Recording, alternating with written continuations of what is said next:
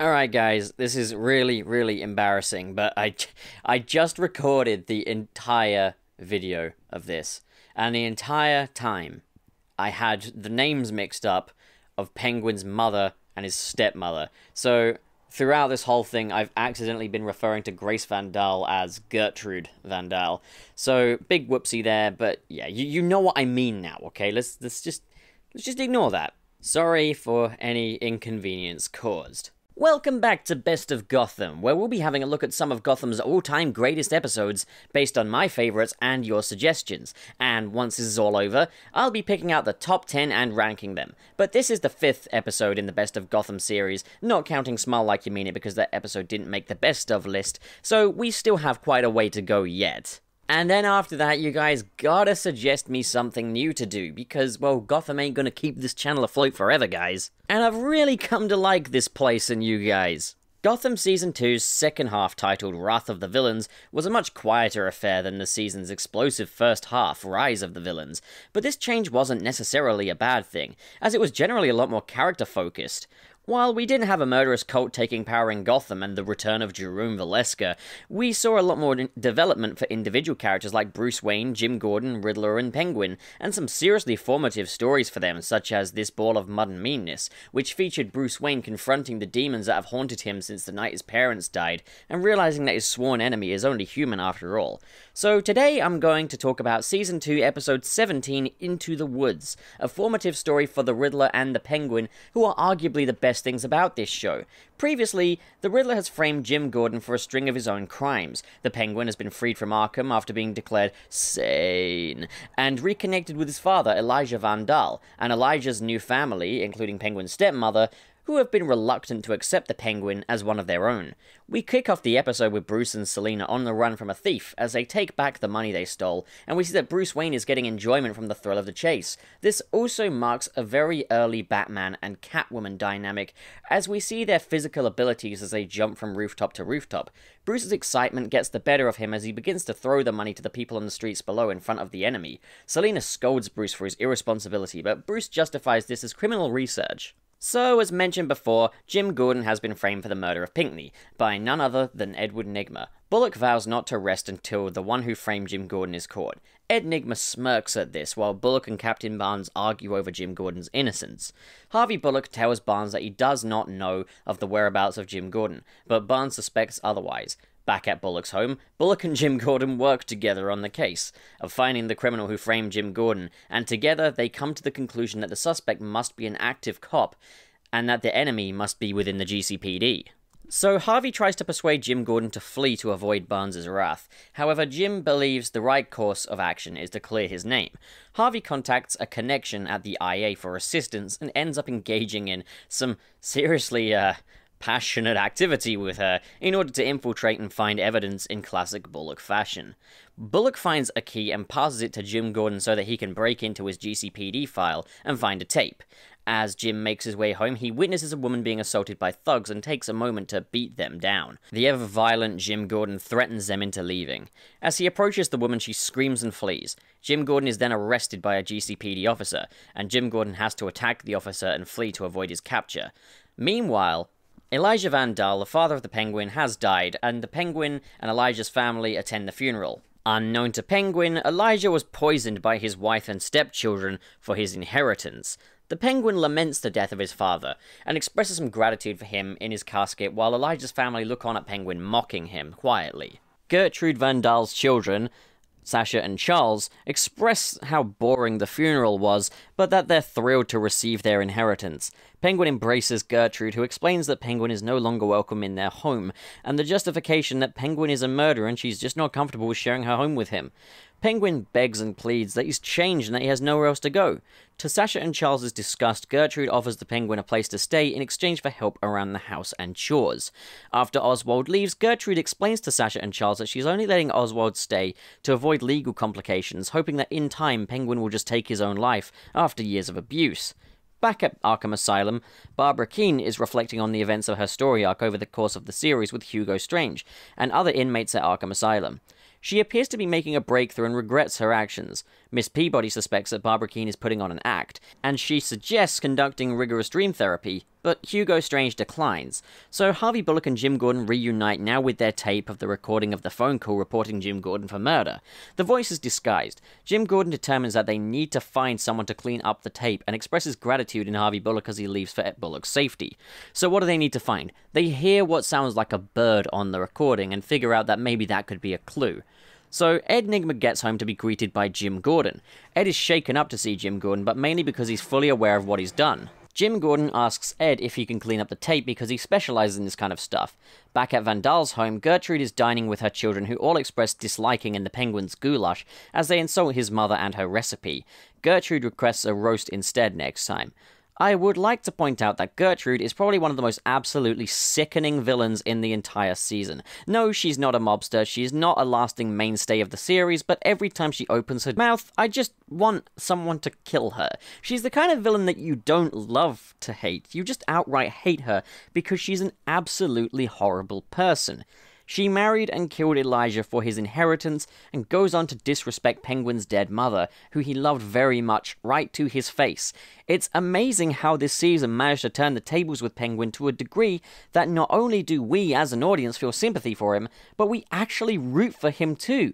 I literally want to climb into the TV screen and axe this woman's head off myself, which is no disrespect to the actress at all, this just means she did a good job. In realizing this utterly despicable role, her children are just as bad as they get up and tip their leftover food on Oswald's shoes.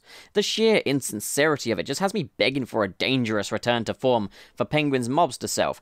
It's very, very, very clever storytelling and the perfect setup for a regressive story arc for Penguin. Or so we'd hope. You've probably already seen this episode already, but I'm just trying to ordain the illusion. The point is the Penguin is a villain. You're supposed to want him to be neutralized, and he does get neutralized, and his life takes a turn for the better. But now circumstances are quite so utterly unlikable that you actually want Penguin back to his old ways. And they just nailed it with the Van Daal family, and especially with the acting as well of all of them. They're just so pompous. They're just strangle bait. That's what they are. They're strangle bait. I want to strangle these people, and this makes me feel like I'm actually experiencing this show as opposed to just watching it.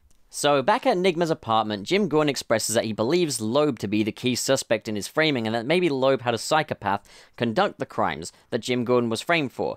Nygma begins to break under the pressure, leaving Jim Gordon potential clues that it could have been him. This is kind of a trope and fatal flaw that he's going to go on to do in his Riddler persona once Batman's on the scene if you read the comics or know this character. He can never just leave well enough alone, you know, he needs a little bit of credit for everything he does. Basically, he takes it a bit personally when Jim Gordon says that Loeb could have hired a psychopath to commit these crimes, and then they kind of argue about the definition of a psychopath. Jim Gordon now becomes suspicious of Ed Nygma and insists on listening to the tape now cleaned up alongside Nygma, and as the two listen to the tape together, the sound of a cuckoo clock is heard. Nygma gives Gordon a riddle, leading to the conclusion that the cuckoo is a clock. Jim Gordon now knows that Nygma is behind it as the cuckoo clock in Ed's home chimes exactly the same. Nygma, though being 2 steps ahead of Gordon and being a bit of a mastermind, sets off an electric charge in Jim's chair, causing for Jim to pass out. Nygma relishes in his new self a bit before dragging Jim Gordon's passed out body to his car. He catches Jim trying to escape and shoots him in the leg. It's all out in the open now for Jim Gordon. Ed Nygma has been a threat all along. I also just want to point out what a great look this outfit is for Ed Nygma. It's a plaid overcoat. No, it's not the comic Riddler costume by any stretch, but it makes a superb new look for the character, which really suits him. Nygma chases after Jim Gordon, giving him clues to the whereabouts of Kristen Kringle. Jim Gordon escapes, and Nygma is now at a loss. But he's not done yet. Now back at Selina's home, Bruce has fixed one of Selina's jackets and explains how Alfred taught Bruce how to sew. I'm not sure if having such a visible sewing seam line on Selina's jacket was by any chance a reference to Michelle Pfeiffer's Catwoman costume, or I'm just reaching. I'd like to think it's a reference, but it could just be a reach. They have a guest as Jim Gordon stumbles in. Bruce rushes over to help him, and Jim Gordon passes out on the couch. Back at the Van Daal household, Penguin is preparing drinks as he stumbles upon a decanter, which he quickly hides. He notices a peculiar smell that also seems to be upsetting the dog. He pours some into a saucer and offers it to the dog, which the dog drinks. As Penguin is taunted by the kids, he contemplates. The drink kills the dog. Probably the saddest death in the history of the show. Your sacrifice will be remembered, Papa. Penguin laughs as he realizes he has a secret weapon. He's creeping back in. We're getting there. So back at Wayne Manor, Bruce allows Gordon to stay there to rest. Bruce and Alfred converse about Bruce's life on the streets as Bruce insists that his work in Gotham isn't done. When he awakens, Jim Gordon questions Alfred for allowing Bruce to live on the streets all this time. So Alfred kind of counters that by explaining how the Matches Malone incident affected Bruce Wayne, and we see that Alfred doesn't really approve of the fact that Jim Gordon had allowed Bruce to get as far as he did. So Jim Gordon should kind of mind his own business on this one. Alfred questions how Jim Gordon intends to get out of this. There's quite a bit of tension between these two characters now, and I really like that Alfred knows exactly how to put Jim Gordon in his place. Once again, Alfred is the best character on this show.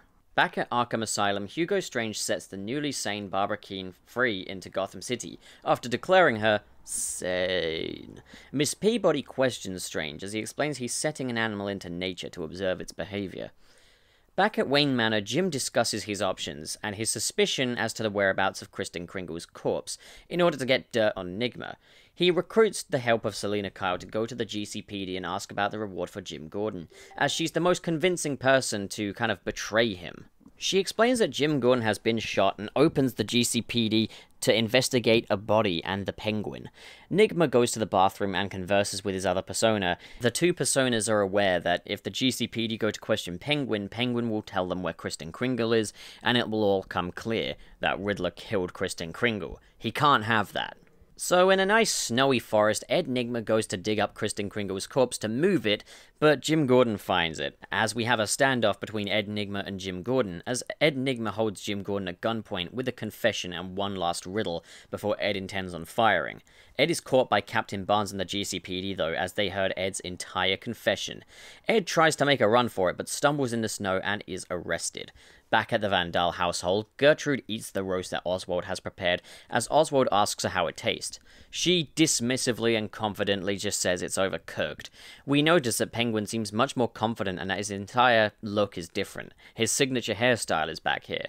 Penguin offers her another joint, which she once again dismisses. Gertrude asks where her children are and notices that Penguin seems different. Gertrude continues to call for her children. The Penguin admits that he found the decanter and knows that she killed his father. Gertrude bluffs and questions him, realizing that Penguin now has the upper hand. Penguin holds her at knife point as she pleads for her children to help her. And it's here where we get what is, in my opinion, the #1 best Gotham moment of all time, and a sequence that cements the Penguin as the truly superb character that he is. The twist is that the roast was her children. The Penguin fed her own damn children to her. As Gertrude realizes that she's eaten her own children, she begins to cry hysterically. Penguin stabs her to death after this. This moment is just poetic justice. This moment is so utterly satisfying and so well paced. The Penguin is back and his return is handled masterfully. The absolute best kind of regressive character arc. He came such a long way, going from the weasel gangster who put himself above all else to something of a thoughtful, if insecure person. But he's been placed in the best kind of story with the best kind of antagonists to slowly but surely earn the Penguin his place back as the dirtbag king of Gotham. And this moment isn't the only outstanding thing about this episode. The revelations of Ed Nygma make this episode a winner immediately, but the Penguin's revenge elevates this already superb episode to just something else. So back at the GCPD, Jim Gordon and Captain Barnes are reunited as respect is restored between the two. Jim Gordon's name is now clear, and Captain Barnes offers an apology, but Jim declines as he states that Captain Barnes was only doing his duty. Tell that to the cop you beat up earlier in the episode, Jim. The two shake hands, and Jim Gordon asks Captain Barnes to take it easy on Bullock, and explains that he's got no intentions of returning to the GCPD just yet, as his street-level work is just not done. He needs to solve the Wayne case. Captain Barnes gives Jim Gordon Lee Tompkins' number, as well as the Wayne case files, and tries to persuade Jim to call Lee Tompkins. Captain Barnes has a great character moment here, because the guy is such a ball buster, but here we see he's got a great heart, and it's shown in this scene that he actually does care for Jim Gordon as more than just an employee.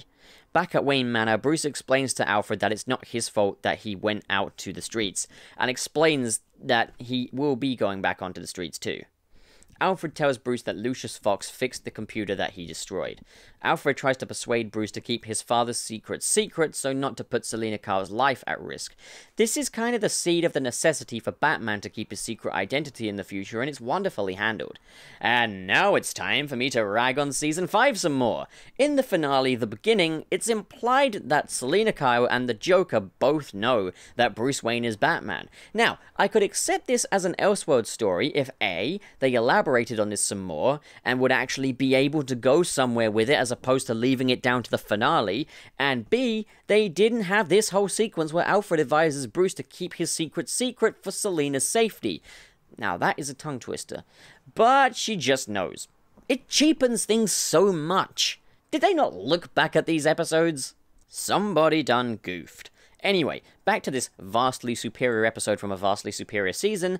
Selina's a bit weirded out by Alfred's newfound respect for her, and she can see that Bruce is being a little more secretive. And then Bruce tells her, he just drops the bombshell, he's got no intention of returning to the streets, and that his place is at Wayne Manor. Their leg of the journey together is now over, and Selina is not impressed.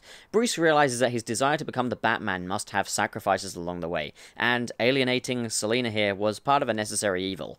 Back at Arkham Asylum, Ed Nygma is greeted by the lunatics, while Penguin toasts the corpse of his stepmother and revels in his return to form. Beautiful poetic justice. Selina returns to the streets and gives up on Bruce Wayne, while Bruce returns to his father's work. Jim Gordon finally considers calling Lee Tompkins, but freezes, opting not to. A knock on the door is heard, and Barbara is standing there at his doorstep. A great cliffhanger to end an absolutely sensational episode.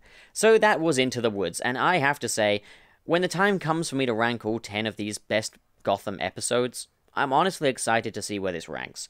Penguin and Riddler are easily some of TV's best villains, and their stories in Season 2 were as ripe as they'd ever be. The Penguin's regressive story arc is handled so well here, and the writing just moves things in this direction so well. I also loved how stylized the production design is during the story arc with the Van Dahl family. It really kind of harkens back to sort of 70s horror. Ed Nygma's story here is the formative story of the Riddler's rise, but it's a lot more subtle than it would be handled in Season 3 later on, which isn't bad by any stretch, but definitely a lot more, shall we say, brash, for lack of a better word. Let me give an example here. How the Riddler got his name, the episode from Season 3, is to all intents and purposes a retread of Into the Woods, in that it focuses on the Riddler embracing his newfound evil persona. But in How the Riddler Got His Name, they make a big point of the Riddler's desire to be Gotham's next major troublemaker, and have him constantly calling himself the Riddler, to assert that he is now indeed, well, the Riddler. As well as that, he gets a green suit and a bowler hat. Now, don't get me wrong, I love that episode. It's my favourite in Season 3, probably. But I just prefer Into the Woods because it does the exact same thing, but in a way that's far more subtle, imaginative, and doesn't spell out its intentions. Riddler is also treated as a far more smaller scale villain in Season 2, which just suits him. Also, there's no gravel voice, none of that "I'm the Riddler" stuff. He's just playing it naturally here, and I must admit I do prefer that. And to sweeten the deal even further, the general story surrounding this one is just that much better, and on top of that, I just did it first. But truth be told, I think Season 2's arcs were always going to be a very tough act to follow for Season 3, so fair enough, I guess. But anyway, so what do you guys think? What episodes would you like to see me review next for the Best of Gotham series? Comment below and discuss. I do intend on covering a Season 5 episode soon, just to even the odds a bit. There was, like, 2 really good episodes in there, among the sea of filler. So, yeah, do comment and discuss. And if you enjoyed this video, please subscribe, hit the like button, and in the description below are links to the Discord, which is basically an all-out war zone of memes and murder now. You'll love it. And also a link to the Patreon, because, well, man's gotta eat, and I can't crank out this content if my every waking moment is spent in the work mills. Coming up next is the trailer for The Marvelous Tales of Spider-Man, which will be out in 3 days, but can be viewed in advance on the Patreon. Thank you so much for watching, guys, and have a great day.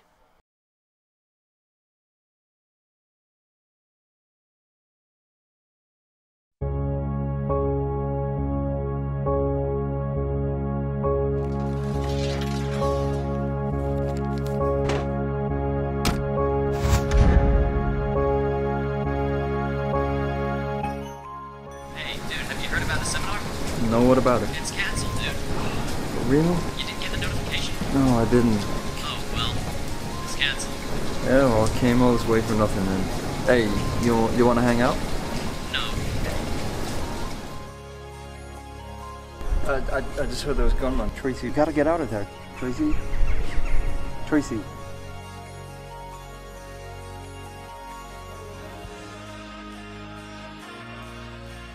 Okay, so I guess the best advice I could give to anybody is this. Evaluate your circumstances, be brave. Be prepared to fail, but always get up. You owe it to yourself to be marvelous, so why regret being anything less? Well said.